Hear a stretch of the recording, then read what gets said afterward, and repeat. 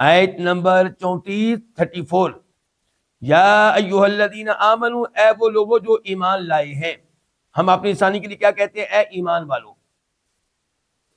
انا بے شک، کثیرن بہت سے، من الاحباری علماء میں سے، اس لفظ کی پہلے وضاحت ہو چکی ہے، والرہبانی اور درویشوں میں سے، عبادت گزاروں میں سے، لا البتہ یقیناً، یاکلون کھاتے ہیں، اموال الناس لوگوں کے مال، بالباطل باطل طریقے سے، ناجائز طریقے سے، ناحق طریقے سے، ویصدون اور وہ روکتے ہیں، عن سبیل اللہ اللہ کے راستے سے، والذین اور وہ لوگ، یکنزون جو جوڑ جوڑ کر رکھتے ہیں، یا آپ منع کر سکتے ہیں جو خزانہ بناتے ہیں یا جمع کرتے ہیں، کوئی لفظ بولنے آپ.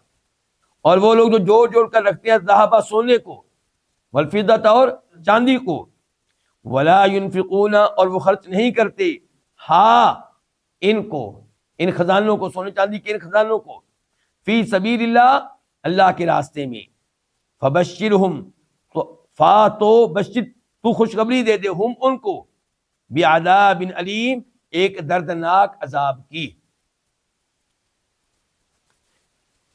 اس آیت کے شروع میں اللہ نے کن کو مخاطب کیا ہے؟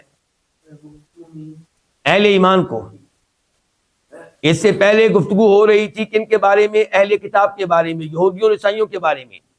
اور یہاں پہ اللہ نے مخاطب کیا کن کو؟ اہل ایمان کو، اہل اسلام کو. اور اللہ نے کہا ہے کہ بہت سے علماء اور بہت سے درویش لوگوں کا مال ناجائز طریقے سے کھاتے ہیں. تو ان علماء اور درویشوں سے مراد سب سے پہلے کون ہوں گے؟ یہودی اور عیسائی، جن کا پہلے تذکرہ ہو رہا تھا.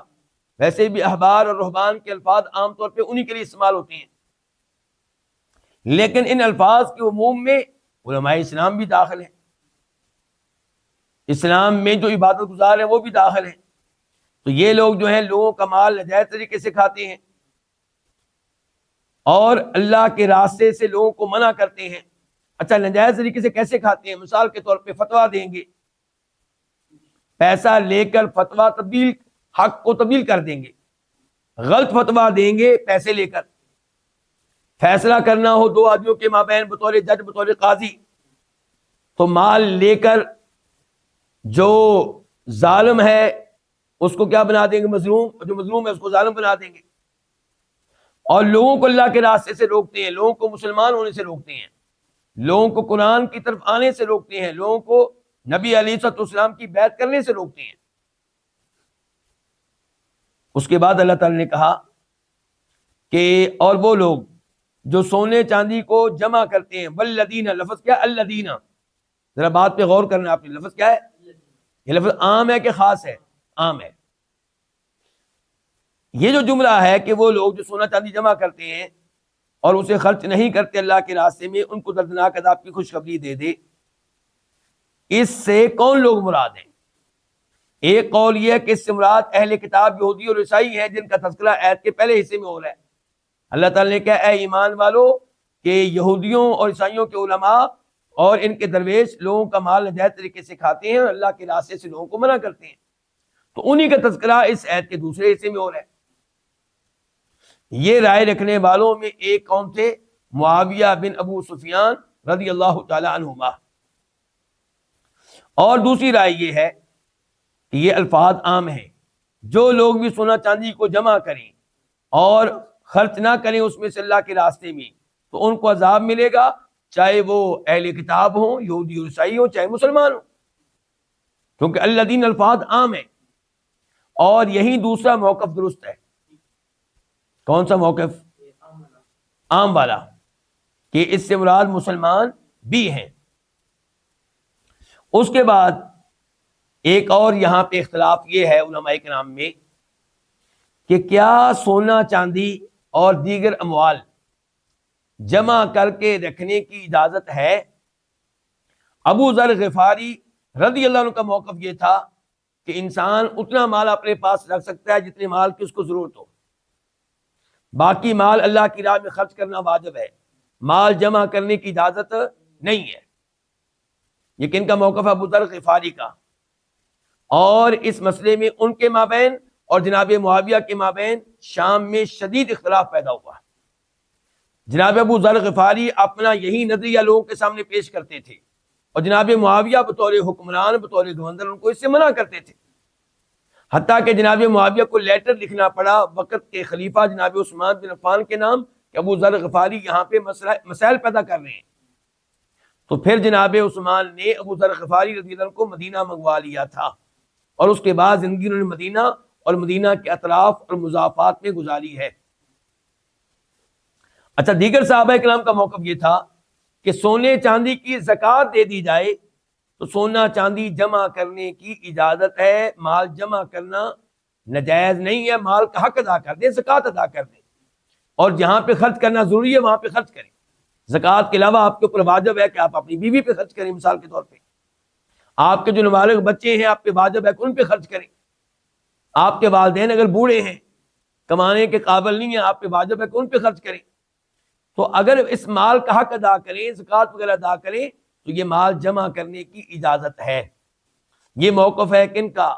باقی سب صحابہ کرام کا تقریباً، خصوصاً جن کا نام آتا ہے عمر فاروق رضی اللہ عنہ، عبداللہ بن عمر، عبداللہ بن عباس، ابو ہریرہ، جابر بن عبداللہ وغیرہ، ان کا موقف یہ تھا کہ ما ادی زکاتہ فلیس بکنز، وہ مال، وہ سونا چاندی جس کی زکوٰۃ ادا کر دی جائے تو یہ وہ کنز نہیں ہے، یہ وہ خزانہ نہیں ہے جس کو رکھنا مذموم ہے اور جس کو پر عذاب ہوگا، یہ وہ نہیں ہے۔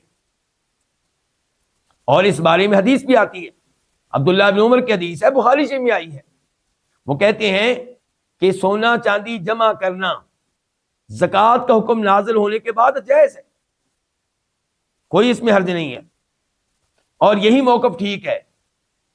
اس کے دلائل میں سے ایک دلیل یہ بھی ہے کہ کیا اسلام نے ہمیں نظام وراثت دیا ہے؟ اسلام نے بتایا ہے کہ آپ مر جائیں گے تو آپ کا وارث کون کون بنے گا، آپ کا وارث کون بنیں گے؟ مثال کے طور پہ آپ کی اولاد، آپ کے والدین، آپ کی بیوی۔ اگر مال جمع کرنے کی اجازت ہی نہیں تو پھر نظام وراثت دینے کی اسلام کو کیا ضرورت ہے؟ جب اس کے پاس اتنا ہی مال تھا جو بس ایک سوٹ اس نے پہنا ہوا اور اتنا ہی آٹا جو ایک دن دو دن میں کھا لے، تو وراثت کس بات کی؟ اس کا مطلب یہ ہے کہ مال جمع کرنے کی اجازت ہے، اسی لیے نظام وراثت ہے کہ آپ مر جائیں گے تو آپ کا مال آپ کے والدین کو اتنا ملے گا، آپ کی بیوی کو اتنا ملے گا، آپ کی اولاد کو اتنا ملے گا۔ اور پھر اسلام نے نظام وصیت بھی دیا ہے کہ مرنے والا مرنے سے پہلے 1/3 1/3 جو ہے وصیت کر سکتا ہے، وہ کہہ سکتا ہے کہ میرے مال میں سے اتنا حصہ مسجد کو دے دو، فلاں مدرسے کو دے دو، فلاں عالم دین کو دے دو، فلاں طالب علم کو دے دو، فلاں میرے دوست کو دے دو۔ تو اگر مال جمع کرنے کی اجازت نہیں تو وصیت کس بات کی؟ تو اس لیے صحیح بات یہ ہے کہ مال جمع کرنے کی اجازت ہے، لیکن جائز طریقے سے جمع کریں اور جائز جگہ پہ خرچ کریں اور اس کا حق ادا کریں، خاص طور پہ زکوٰۃ۔ اچھا، یہاں پہ ایک اور چیز پہ بھی آپ نے غور کرنا ہے۔ یہاں پہ کیا آیا کہ وہ لوگ جو سونا چاندی جمع کرتے ہیں اور خرچ نہیں کرتے اللہ کے راستے میں، انہیں دردناک عذاب دے دیں۔ تو ہم نے کیا کہا کہ اگر سونے چاندی کی زکوٰۃ دے دی جائے تو پھر اس کو جمع کرنا ممنوع نہیں ہے۔ تو سونے چاندی کے الفاظ آئے ہیں، اب سونے چاندی میں وہ زیورات بھی شامل ہیں جو عورتیں پہنتی ہیں۔ اس کا مطلب یہ ہے کہ زیورات سے بھی زکوٰۃ دینی چاہیے، کیونکہ کئی علماء کرام کا یہ موقف ہے کہ وہ سونا چاندی جو استعمال کیا جا رہا ہے زیورات کے طور پہ عورتیں پہنتی ہیں، اس میں زکوٰۃ نہیں ہے۔ ہم کہتے ہیں کہ جن آیات و احادیث میں سونے چاندی کی زکوٰۃ کا حکم دیا گیا ہے وہ الفاظ عام ہیں۔ اب یہاں پہ اللہ نے کہا سونا چاندی، سونے چاندی میں زیورات بھی شامل ہیں اور وہ سونا چاندی بھی شامل ہے جو زیورات نہیں ہیں۔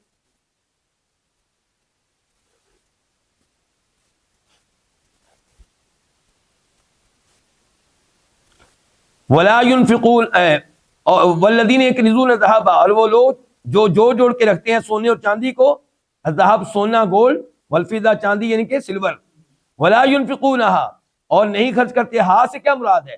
ہاں سے مراد سونا چاندی کے کنوز، سونا چاندی کے خزانے، ان کو خرچ نہیں کرتے اللہ کے راستے میں، ان کو آپ دردناک عذاب کی خوشخبری دے دیں۔